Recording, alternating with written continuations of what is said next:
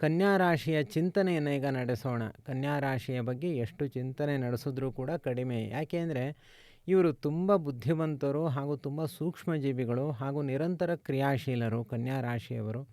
ಇಂತಹ ಕನ್ಯಾ ರಾಶಿಯವರ ಬಗ್ಗೆ ನಾವು ಎಷ್ಟು ವಿಚಾರಗಳನ್ನು ಮಾಡಿದ್ರೂ ಕೂಡ ಮತ್ತಷ್ಟು ಹೇಳೋಣ ಅಂತಲೇ ಅನಿಸುತ್ತೆ. ಬಟ್ ಈಗ ಪ್ರಕೃತದಲ್ಲಿ ಈಗ ಕುಜ ವೃಷಭವನ್ನು ಪ್ರವೇಶ ಮಾಡಿರೋದ್ರಿಂದಾಗಿ ಭಾಗ್ಯಸ್ಥಾನಕ್ಕೆ ಕುಜ ಪ್ರವೇಶ ಮಾಡ್ತಾ ಇದ್ದಾನೆ ಜೂನ್ 20ನೇ ತಾರೀಕಿಂದ ಆಗಸ್ಟ್ 3ನೇ ತಾರೀಕಿನ ತನಕ. ಕನ್ಯಾ ರಾಶಿಯವರಿಗೆ ಈ ವರ್ಷ ತುಂಬ ಚೆನ್ನಾಗಿದೆ. ಯಾಕೆ ಅಂತಂದರೆ ಕರ್ಕಾಟಕದಲ್ಲಿ ಗುರು ಉಚ್ಚ ಸ್ಥಾನದಲ್ಲಿ ಇರೋದ್ರಿಂದಾಗಿ 12 ರಾಶಿಗಳಲ್ಲಿ ತುಂಬ ಲಾಭ ಸ್ಥಾನದಲ್ಲಿ ಇರುವಂಥವರು ಕನ್ಯಾ ರಾಶಿಯವರು ಅಂತ. ಯಾಕೆ ಅಂತಂದರೆ ಗುರು ಅನುಗ್ರಹ ಒಂದು ಇದ್ದರೆ ಇನ್ಯಾರ ಅನುಗ್ರಹ ಬೇಕು? ಗುರು ತುಂಬ ಸರ್ವಶ್ರೇಷ್ಠನಾಗಿರುವಂತಹ ಗ್ರಹ. ಅಂದರೆ ಗುರು ಎಲ್ಲ ಗ್ರಹಗಳಿಗೂ ಕೂಡ ಮುಖ್ಯ ದೇವತೆ ಆತನೇ ಆಗಿದ್ದಾನೆ. ಆ ಗುರುವಿನ ಅನುಗ್ರಹದಿಂದಲೇ ಉಳಿದ ದೇವತೆಗಳು, ಉಳಿದ ಗ್ರಹಾಭಿಮಾನಿ ದೇವತೆಗಳು ತಮ್ಮ ತಮ್ಮ ಕಾರ್ಯವನ್ನು ಮಾಡ್ತಾರೆ. ಅಂತಹ ಗುರು ಇವತ್ತು ಕರ್ಕಾಟಕ ರಾಶಿಯಲ್ಲಿ ಉಚ್ಚ ಸ್ಥಿತಿಯಲ್ಲಿ ಸಂಪೂರ್ಣ ಅಧಿಕಾರವನ್ನು ಹೊಂದಿದ್ದಾನೆ. ಗುರುವಿನ ಮೇಲೆ ಇಲ್ಲಿಯ ತನಕ ಕುಜನ ದೃಷ್ಟಿ ಇತ್ತು. ಏಕೆಂದರೆ ಕುಜ ಯಾವತ್ತೂ ಕೂಡ 4, 8, 10ನೇ ಮನೆಯನ್ನು 7ನೇ ಮನೆಯನ್ನು ನೋಡ್ತಾನೆ ಅಂತ. 4, 7, 8 ಈ ಮನೆಗಳನ್ನ ನೋಡ್ತಾನೆ ಅಂತ. ಆದರೆ ಈಗ ಕುಜನ ದೃಷ್ಟಿ ಕೂಡ ಪರಿಹಾರ ಆಯಿತು. ಆದ್ದರಿಂದ ಗುರುವಿನ ಬಲ ಪೂರ್ಣವಾಗಿ ಇವರಿಗೆ ಇದೆ. ಯಾವಾಗ ಕುಜ ವೃಷಭ ರಾಶಿಯನ್ನು ಪ್ರವೇಶ ಮಾಡಿದನೋ ಆಗ ಕುಜನ ದೃಷ್ಟಿ ಸಿಂಹದ ಮೇಲೆ ಬಂತು. ಸಿಂಹ ರಾಶಿಯ ಮೇಲೆ ಬರುತ್ತೆ ಹೊರತು ಕರ್ಕಾಟಕ ರಾಶಿಯ ಮೇಲೆ ಮತ್ತು ಗುರುವಿನ ಮೇಲೆ ಬರೋದಿಲ್ಲ. ಈ ಕನ್ಯಾ ರಾಶಿಯವರ ಅಧಿಪತಿ ಬುಧ ಅವನು ಬುದ್ಧಿಶಕ್ತಿಯಿಂದಲೇ ಬದುಕುವಂಥವನು. ಕುಜನಿಗೆ ಶತ್ರು ಒಬ್ಬನೇ ಒಬ್ಬ, ಅದು ಬುಧ. ಕುಜನ ಶತ್ರು ಒಬ್ಬನೇ ಒಬ್ಬ, ಅದು ಬುಧ ಮಾತ್ರ. ಯಾಕೆಂದರೆ ಕುಜ ಯಾವತ್ತೂ ಕೂಡ ಬುದ್ಧಿಯನ್ನು ಹೆಚ್ಚು ಪ್ರೀತಿ ಮಾಡೋದಿಲ್ಲ. ದೈಹಿಕ ಶಕ್ತಿಯಿಂದಲೇ ಎಲ್ಲವನ್ನು ಕೂಡ ಸಾಧಿಸಬಹುದು ಅನ್ನುವಂತಹ ಮಾನಸಿಕ ಸ್ಥಿತಿ ಉಳ್ಳವನು ಕುಜ. ವಾಸ್ತವವಾಗಿ ಆಯಾ ಗ್ರಹಾಭಿಮಾನಿ ದೇವತೆಗಳು ಸಕಲ ವಿಧವಾದ ಗುಣಗಳನ್ನು ಕೂಡ ಹೊಂದಿರ್ತಾರೆ. ಇದು ಜ್ಯೋತಿಷ್ಯದ ಪ್ರಕಾರ ಅವರವರ ಕರ್ಮಗಳನ್ನು ಹೇಗೆ ನೀಡ್ತಾರೆ ಅನ್ನೋದಕ್ಕೆ ಮಾತ್ರ ಇಲ್ಲಿ ನಾವು ಇಟ್ಕೊಳ್ಬೇಕು.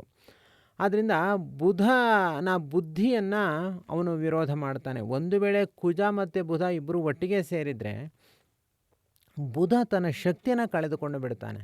ಅಂದರೆ ಕುಜನ ಅಲ್ಲಿ ಹೆಚ್ಚುಗಾರಿಕೆ ಜಾಸ್ತಿ ಆಗಿಬಿಡುತ್ತೆ ಎನ್ನುವುದು ಇದು ಜ್ಯೋತಿಷ್ಯದ ಸ್ಥಿತಿಗತಿಗಳು. ಈಗ ಬುಧ ಕನ್ಯಾ ರಾಶಿಯ ಅವನು ನಿಯಾಮಕ. ಕನ್ಯಾ ರಾಶಿಯವರಿಗೆಲ್ಲ ಸ್ವಭಾವಗಳನ್ನು ಅಭಿವ್ಯಕ್ತಿಗೊಳಿಸುವಂಥವನು ಬುಧ. ಆದರೆ ಈಗ ಕುಜ ಇವನು ಶತ್ರು. ಯಾವತ್ತೂ ಕೂಡ ಬುಧನಿಗೆ ಶತ್ರು ಕುಜ ಅಲ್ಲ. ಬುಧ ಕುಜನನ್ನು ಶತ್ರುಭಾವದಲ್ಲಿ ನೋಡೋದಿಲ್ಲ. ಕುಜ ಮಾತ್ರ ಬುಧನನ್ನು ಶತ್ರುಭಾವದಲ್ಲಿ ನೋಡ್ತಾನೆ.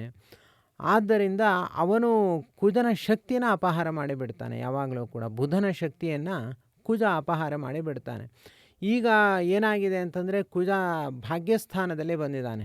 9ಮ ಸ್ಥಾನದಲ್ಲಿ ಕುಜ ಇದ್ದಾನೆ. ಅಂದರೆ ಮೇಷ ವೃಷಭವನ್ನು ಪ್ರವೇಶ ಮಾಡಿದ್ದಾನೆ. ಇದು ಆಗಸ್ಟ್ 3ನೇ ತಾರೀಕು ತನಕ ಇರುತ್ತೆ. ಇಲ್ಲಿ ಕುಜ ಮಾತ್ರ ಇದ್ದರೆ ಏನು ಸಮಸ್ಯೆ ಇಲ್ಲ. ಆದರೆ ಶನಿ ದೃಷ್ಟಿ ಬರ್ತಾ ಇದೆ. ಇಲ್ಲಿ ಕನ್ಯಾ ರಾಶಿಯವರಿಗೆ ಗುರುಬಲ ಪೂರ್ತಿ ಇದ್ದರೂ ಕೂಡ ಗುರು ಇರೋದು 1 ವರ್ಷ, ಶನಿ ಇರೋದು 2.5 ವರ್ಷ. ಅದು ಮುಂದಿನ 27ನೇ ಇಸ್ವಿ ಡಿಸೆಂಬರ್ ತನಕನೂ ಕೂಡ ಮೀನರಾಶಿಯಲ್ಲೇ ಶನಿ ಇರೋದು. ಕನ್ಯಾ ರಾಶಿ ಈ ಕಡೆ ಮೂಲೆ, ಮೀನರಾಶಿ ಈ ಕಡೆ ಮೂಲೆ. ಅದು ನೇರ ದೃಷ್ಟಿ.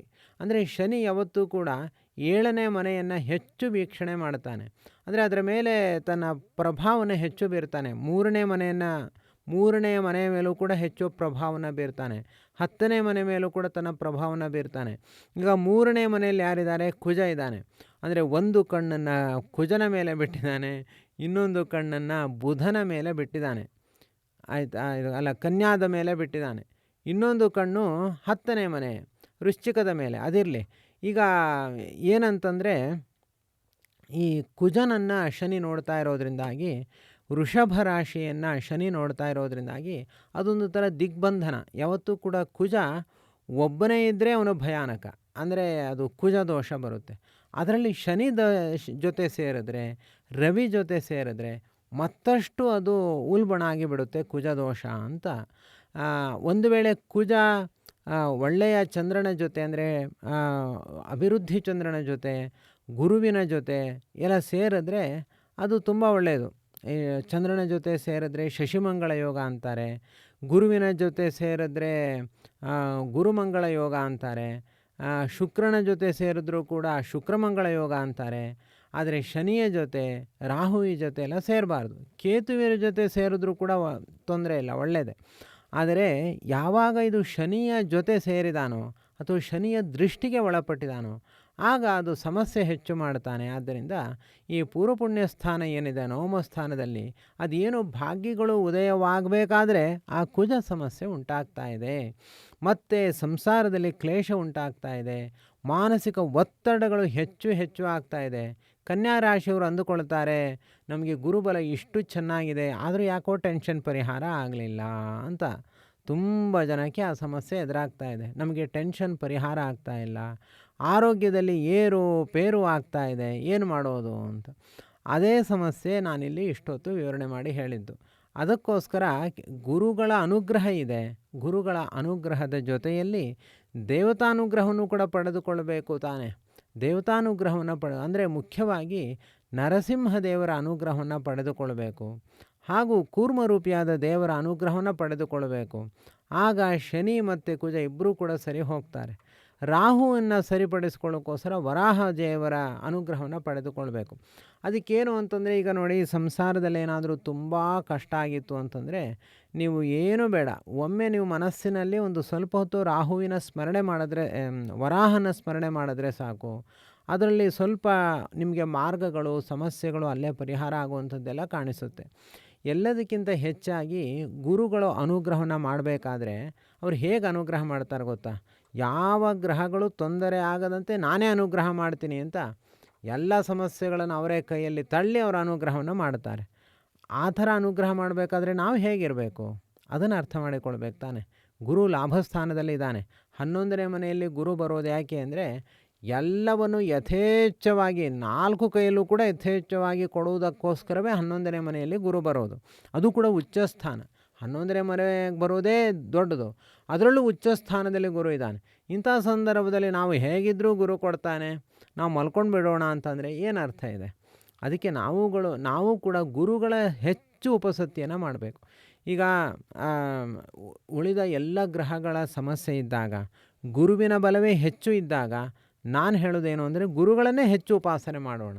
ಗುರುಗಳನ್ನೇ ಮತ್ತಷ್ಟು ಉಪಾಸನೆ ಮಾಡಿದಾಗ ಅವರು ನಮಗೆ ಸರಿಯಾದ ಮಾರ್ಗದರ್ಶನವನ್ನು ಮಾಡಿ ಎಲ್ಲ ಸಮಸ್ಯೆಯೂ ಕೂಡ ಅವರೇ ಪರಿಹಾರ ಮಾಡಿ ನಮ್ಗೆ ಒಳ್ಳೆಯದನ್ನು ಮಾಡ್ತಾರೆ. ಅದರಿಂದ ಕನ್ಯಾ ರಾಶಿಯವರಿಗೆ ಈಗ ನೋಡಿ, ಶನಿ ಸಮಸ್ಯೆ ಇದೆ, ರಾಹು ಸಮಸ್ಯೆ ಇದೆ.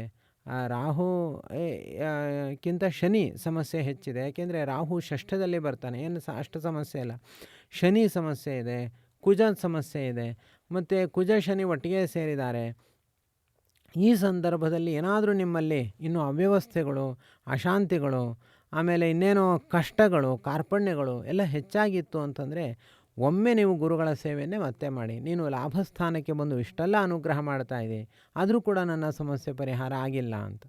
ಇಷ್ಟು ಮೀರಿ ನಿಮಗೇನೋ ಪರಿಹಾರ ಕಾಣಲಿಲ್ಲ ಅಂತ ಹೇಳಲಿಕ್ಕೆ ಸಾಧ್ಯ ಇಲ್ಲ. ಯಾಕೆಂದರೆ ಗುರುಗಳ ಅನುಗ್ರಹ ಆದರೆ ಖಂಡಿತ ಪರಿಹಾರ ಸಿಗುತ್ತೆ. ಮತ್ತು ಇಲ್ಲಿ ಗೋಚಾರದಲ್ಲಿ ಇರುವಂತಹ ರಾಶಿಗಳ ಸ್ಥಿತಿಗತಿಗಳನ್ನು ಮಾತ್ರ ನಾನು ಇಲ್ಲಿ ಹೇಳ್ತಾ ಇರೋದು. ಒಂದು ವೇಳೆ ಜನ್ಮಕುಂಡಲಿಯಲ್ಲಿ ನಿಮ್ಮ ಗ್ರಹಗಳು ಭುಕ್ತಿಗಳೆಲ್ಲ ಚೆನ್ನಾಗಿತ್ತು ಅಂತಂದರೆ ಇದೇನು ಅಷ್ಟೊಂದು ತೊಂದರೆ ಮಾಡೋದೇ ಇಲ್ಲ, ಎಲ್ಲ ಒಳ್ಳೆಯದೇ ಆಗ್ತಾ ಹೋಗುತ್ತೆ. ಅಂದರೆ ಅನೇಕರಿಗೆ ಒಳ್ಳೆಯದಾಗಿದೆ, ಯಾರಿಗೆ ಒಳ್ಳೆಯದಾಗಿಲ್ಲ ಅಂಥವ್ರಿಗೆ ಈ ಸಮಸ್ಯೆಗಳು ಎದುರಾಗ್ತಾ ಇರುತ್ತೆ. ಅದಕ್ಕೋಸ್ಕರ ಗುರುಗಳ ಸೇವೆಯೇ ಹೆಚ್ಚು ಮಾಡಬೇಕು.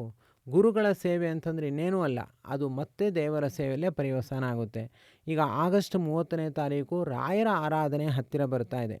ಈ ಸಂದರ್ಭದಲ್ಲಿ ನಾವು 48 ದಿವಸಗಳ ಕಾಲ ಅಖಂಡವಾಗಿ ರಾಯರ ಸೇವೆ ಮಾಡೋಣ. ರಾಯರು ಏನು ಬೇಕಾದರೂ ಕೊಡ್ತಾರೆ, ಎಲ್ಲ ಸಮಸ್ಯೆನೂ ಕೂಡ ಪರಿಹಾರ ಮಾಡ್ತಾರೆ. ಮತ್ತು ರಾಯರ ಹೃದಯದಲ್ಲಿ ಬೃಹಸ್ಪತ್ಯಾಚಾರ್ಯರ ಸನ್ನಿಧಾನವೂ ಕೂಡ ವಿಶೇಷವಾಗಿದೆ. ಆದ್ದರಿಂದಲೇ ಅವರು ಗುರು, ಯಾರು ಶ್ರೇಷ್ಠ ಗುರುಗಳು ಅವರಲ್ಲಿ ಬೃಹಸ್ಪತ್ಯಾಚಾರ್ಯರು ಇರ್ತಾರೆ, ಅವರಲ್ಲಿ ವೇದವ್ಯಾಸ ದೇವರು ಇರ್ತಾರೆ. ಆದ್ದರಿಂದ ನಮಗೆ ರಾಯರ ಆರಾಧನೆ ಹತ್ತಿರ ಬರ್ತಾ ಇರೋದರಿಂದಾಗಿ ರಾಯರ ಸೇವೆಯನ್ನು 48 ದಿವಸಗಳ ಕಾಲ, 48 ದಿವಸ ಅಂದರೆ ಅದೊಂದು ಪೂರ್ಣತೆಯ ಸಂಕೇತ. ಹಾಗೆ ಮಾಡಿದ್ರೆ ಅದು ತುಂಬ ಚೆನ್ನಾಗಾಗುತ್ತೆ. ಅಲ್ಲಿ ನಾವು ಶ್ರೀರಾಘವೇಂದ್ರ ಅಂತ ನಾಮಲೇಖನ ಮಾಡೋದು ಮತ್ತು ಅನೇಕ ವಿಧವಾದ ಸೇವೆಗಳು ಇದೆ. ಅದನ್ನೆಲ್ಲ ನಾನು ಪ್ರತ್ಯೇಕವಾಗಿ ನಿಮಗೆ ತಿಳಿಸ್ತೀನಿ. ಅಂದರೆ ನೀವು ಒಮ್ಮೆ ವಾಟ್ಸಪ್ ಮೆಸೇಜ್ ಮಾಡಿ, ಅದರಲ್ಲಿ ನೀವು ಇಂಡಿವಿಜುವಲ್ ಆಗಿ ಸೇವೆ ಮಾಡಿಸುವ ಅವಕಾಶ ಇದೆ, ಇಲ್ಲ ಸಾಮೂಹಿಕವಾಗಿ ಸೇವೆ ಮಾಡಿಸುವ ಅವಕಾಶ ಇದೆ. ಹೇಗಾದರೂ ಸರಿ 48 ದಿವಸಗಳ ಕಾಲ ನೀವು ಸೇವೆಯನ್ನು ಮಾಡಿಸಿದೇ ಆದಲ್ಲಿ ನಿಮ್ಮ ಉದ್ದೇಶಗಳು ಖಂಡಿತ ಈಡೇರುತ್ತೆ. ಯಾಕೆಂದರೆ ನಾವು ರಾಯರ ಸೇವೆ ಮಾಡಿರ್ತೀವಿ, ರಾಯರ ಅನುಗ್ರಹ ಮಾಡ್ತಾರೆ. ಆದ್ದರಿಂದ ಮತ್ತು ವಿಶೇಷವಾಗಿ ಸಾಧನೆ ಆಗುತ್ತೆ. ಲಕ್ಷ್ಮೀ ಸಹಿತರಾದ ನಾರಾಯಣ ದೇವರ ಸೇವೆ ನಿತ್ಯವೂ ಕೂಡ ನಡೆಯುತ್ತೆ. ಈ ಒಂದು ಒಳ್ಳೆಯ ಜ್ಞಾನ ಕಾರ್ಯದಲ್ಲಿ, ಸಾಧನೆಯ ಯಜ್ಞದಲ್ಲಿ ನೀವು ಸೇರಿಕೊಳ್ಳಿ. ಅದಕ್ಕೋಸ್ಕರ ನಮ್ಮನ್ನು ವಾಟ್ಸ್ಯಾಪ್ ಮೂಲಕ ಸಂಪರ್ಕ ಮಾಡಿ. ಎಸ್ ಸರ್ವಗುಣ ಸಂಪೂರ್ಣ ಸರ್ವದೋಷ ವಿವರ್ಜಿತ ಪ್ರೀಯತಾಂ ಪ್ರೀತೇ ಬಾಲಂ ವಿಷ್ಣುರ್ಮೇ ಪರಮಃ ಸುರ್ಹುತು. ಶ್ರೀಕೃಷ್ಣಾರ್ಪಣಮಸ್ತು.